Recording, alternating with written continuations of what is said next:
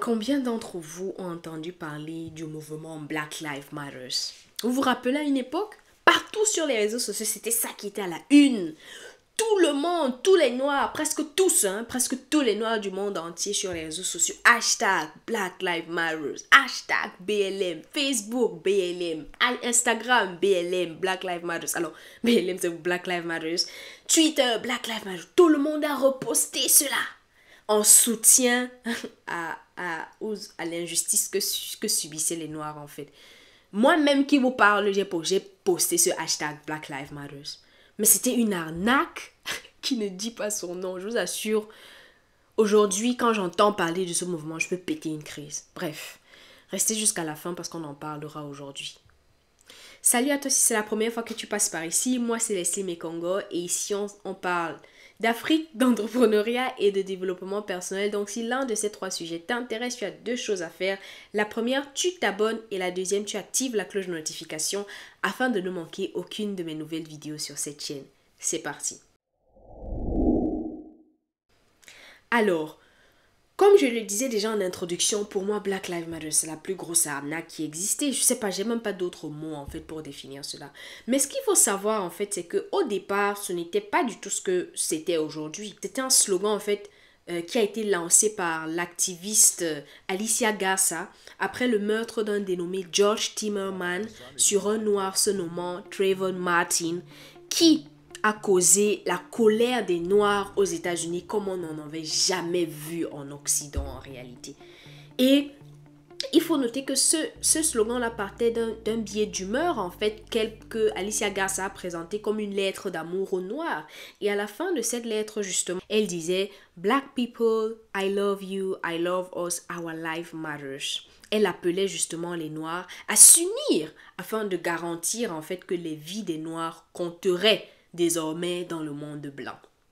Donc, il faut savoir qu'au départ, ce Black Lives Matter là, cette lettre a été envoyée à la communauté noire. C'était en fait comme une sorte de soutien à la communauté noire, comme ça venait un peu pour booster le moral des noirs parce on suivait déjà trop de meurtres en fait. Un noir qui s'est fait tirer par balle ici, un autre noir qui s'est fait tirer par balle là-bas, toujours aux États-Unis.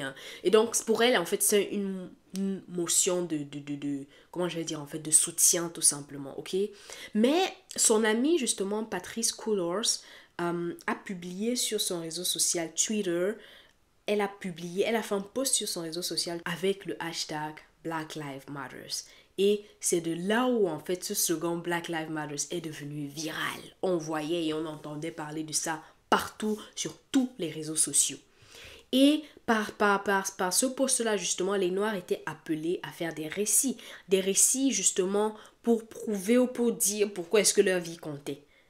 Le but de ces témoignages, en fait, était de montrer aux Noirs, mais aussi à l'Occident, que la vie des Noirs avait de l'importance. Et c'est là où moi, justement, je désadhère complètement à ça. C'est là où je n'adhère plus à ce mouvement, en fait.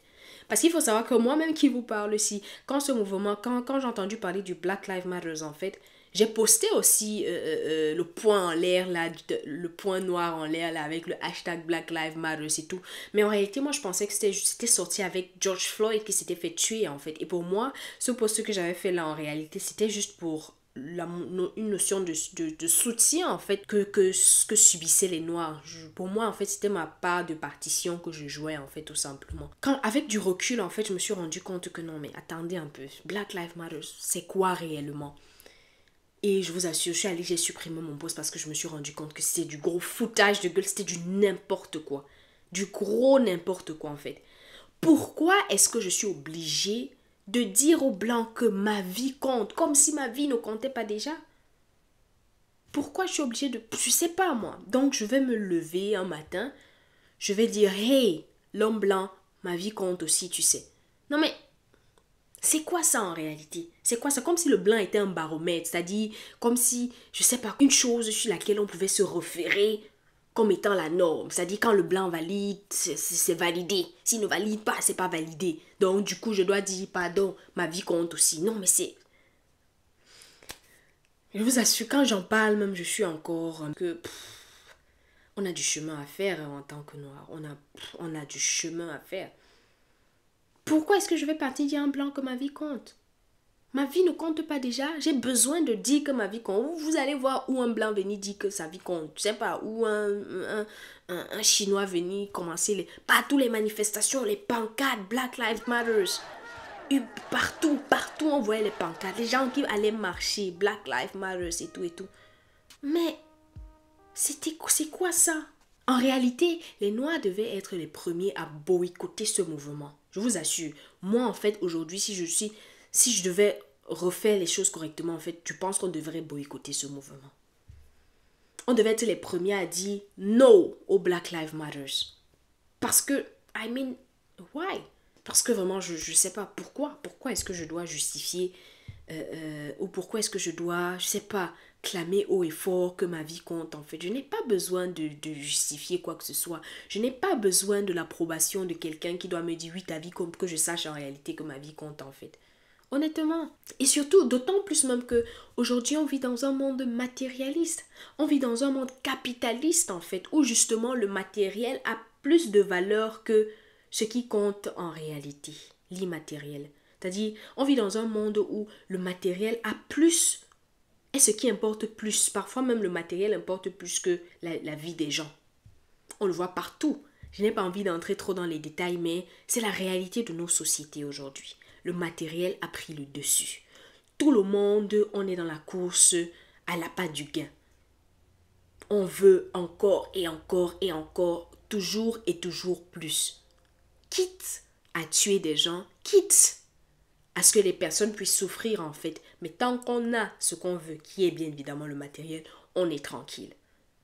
Et justement ce mouvement Black Lives Matter là, les sociétés justement, les grandes sociétés, les grandes entreprises ont surfé sur cette vague pour se faire un max de thunes, pour se faire énormément d'argent. Quand on regarde juste le monde cinématographique, regardez sur les 5 dernières années, les films qui sont sortis où il y avait des acteurs principaux qui étaient les noirs là. The Woman King par exemple qui est sorti en 2022 ou encore Black Panthers qui est sorti en 2018.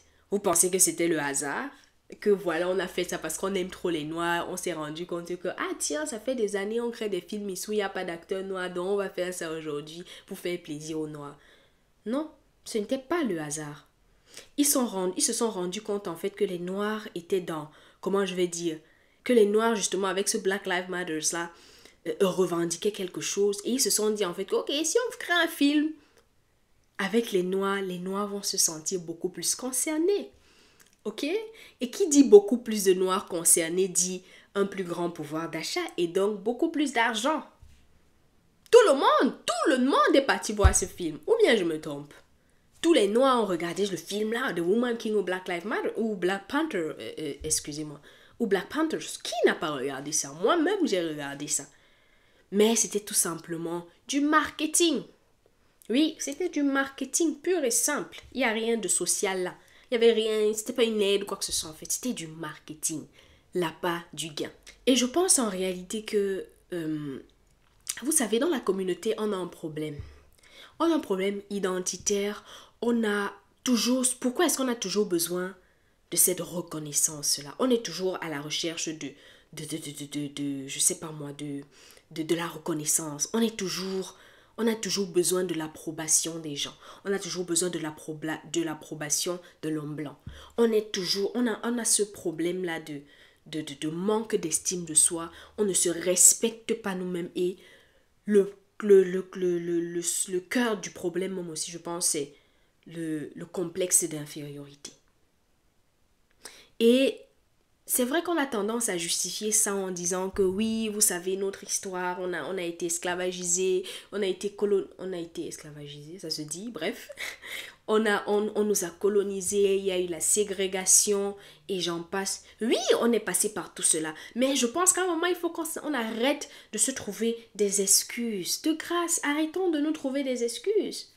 Oui, on est passé par tout cela et ça empêche quoi? Ça empêche quoi? Pourquoi est-ce que c'est toujours des noirs qu'on va entendre parler? Regardez les juifs, vous entendez parler trop des juifs. Hitler les a brûlés en Allemagne.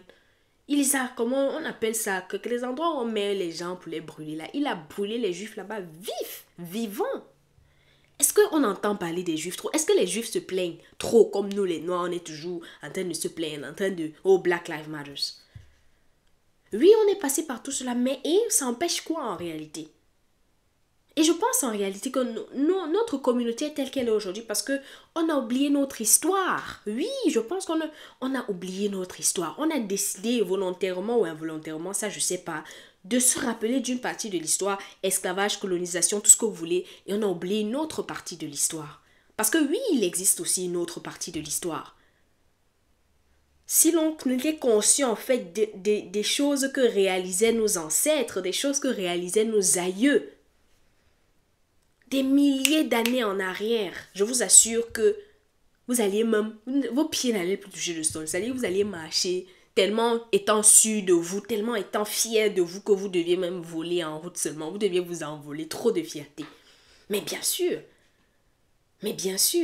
les Noirs, à l'époque, on a réalisé énormément. Regardez par exemple les pyramides. Non mais, regardez l'architecture, regardez la structure, regardez l'infrastructure, regardez la technologie. Regardez les pyramides. Qui a construit ces pyramides? Beaucoup de personnes refusent que c'était des Noirs qui ont construit cela. Beaucoup de personnes. Mais je suis convaincue, au fond de moi, et il y a les preuves. Allez chercher dans les livres, vous trouverez toutes les réponses possibles. Vous avez vu un seul monument, bâtiment, aujourd'hui, qui égale une pyramide? On parle là des infrastructures qui avaient des milliers d'années en arrière. Vous avez vu une seule? Et on parle même de quoi là? On parle de quoi? Non mais l'homme noir est tellement intelligent, tellement sage, tellement fort, que je ne sais pas pourquoi on est toujours dans cette démarche de vouloir toujours supplier, de vouloir toujours quémander, de vouloir toujours demander aux gens aimez-nous, aimez-nous. On n'est pas obligé de vous aimer. Vous pensez que ces gens-là vous aiment trop? Non mais soyons honnêtes, soyons sérieux. Je pense qu'on devrait rentrer dans l'histoire, apprendre qui nous sommes, parce que ça va nous booster, ça va booster notre mindset, ça va booster même notre manière d'agir. Parce que beaucoup d'entre nous ont oublié qui on est, qui on était, qu'aujourd'hui les choses vont dans tous les sens, je vous assure. Donc je vais me lever le matin, je vais aller dire, oh, Black Lives Matter, du bullshit, bullshit, bullshit. Je sais pas de mots. Donc, bref, moi, voilà ce que j'avais à vous dire en fait aujourd'hui. Et honnêtement, je pense que, comme je disais tantôt, c'est justement parce qu'on a ce lack of self-esteem là. Je sais pas comment on dit ça en français. Ce manque d'estime de soi, oui, je pense que c'est ça. Le manque d'estime de soi en fait, que tout ça se passe. Parce que si à un seul moment, on était réellement conscient du potentiel africain, on serait très loin aujourd'hui. On serait très loin. C'est pas juste des paroles en l'air, c'est la vérité. C'est clair et net. Mais en réalité, vous savez comment moi je vois les noirs. Moi, je vois un noir comme un aigle. Vous savez, un aigle vole. L'aigle, c'est pas si c'est le plus gros oiseau, mais bref, il est quand même assez imposant. Et moi, je vois les noirs comme un aigle qu'on a mis en cage avec les poules. Pendant des années, l'aigle a été nourri avec les poules. Il a grandi avec les poules. Il s'est amusé avec les poules. Et puis, à un certain moment, on a libéré l'aigle. On l'a remis en liberté. Sauf que l'aigle n'arrive plus à voler. Parce qu'il a passé toute sa vie avec les poules qu'il pense maintenant en liberté qu'il est une poule. Il ne peut plus voler. Vous savez pourquoi? Parce que l'aigle a oublié qu'il était avant d'entrer dans la cage. Il a oublié qu'il volait dans les hauteurs avant d'entrer dans la cage. C'est pour cela qu'aujourd'hui en liberté, il n'arrive plus à voler. Mais dès lors que l'aigle va se rendre compte, va prendre conscience de qui il était, de son passé, de son histoire, c'est à ce moment-là qu'il va recommencer à voler de plus belle, à reprendre de l'altitude. Et c'est la même chose avec les Noirs. Nous devons être conscients de notre passé, conscients de notre histoire, afin de pouvoir mieux avancer. On dit souvent, il y a un adage qui dit, si tu ne sais pas d'où tu viens, tu ne sauras pas où tu vas. C'est clair et net. Et mon avis, en fait, aujourd'hui, c'est que parce que la communauté noire ne sait pas qui elle était, qu'aujourd'hui, on voit l'Afrique telle qu'elle est aujourd'hui. Donc, moi, aujourd'hui, voilà le message que j'avais à nous faire passer. Premièrement, vous dire que Black Lives Matter, là, vraiment, c'était la plus grosse connerie qui a existé. Et que, à mon humble avis, vraiment... Ah, ça c'est même... Ça dit... C'est-à-dire, c'est aller sur la tribune et dire aux gens, moquez-vous de moi. C'est ce qu'on a fait avec ce mouvement Black Lives Matter. On est monté sur la tribune, on a dit, regardez-nous, riez. Riez de nous. Oui, c'est clairement ce qu'on a fait. Mais je pense en réalité que, bref, le passé est passé. Mais voilà, j'avais quand même envie d'en reparler, de vous donner mon avis par rapport à cela. Et surtout, dites-moi dans les commentaires ce que vous en pensez. Quelle était votre attitude avec ce mouvement Black Lives Matter? Est-ce que dès le départ, vous vous êtes dit non, ça c'est des conneries? Ou bien vous avez supporté et soutenu ça avec les hashtags partout sur les réseaux sociaux? Bref, dites-moi donnez-moi vos avis en commentaire. Je serais ravie de vous lire et d'interagir avec vous dans les commentaires. Et bah, je vous dis tout simplement à la prochaine vidéo. Jusque là, portez-vous bien. Bisous, ciao.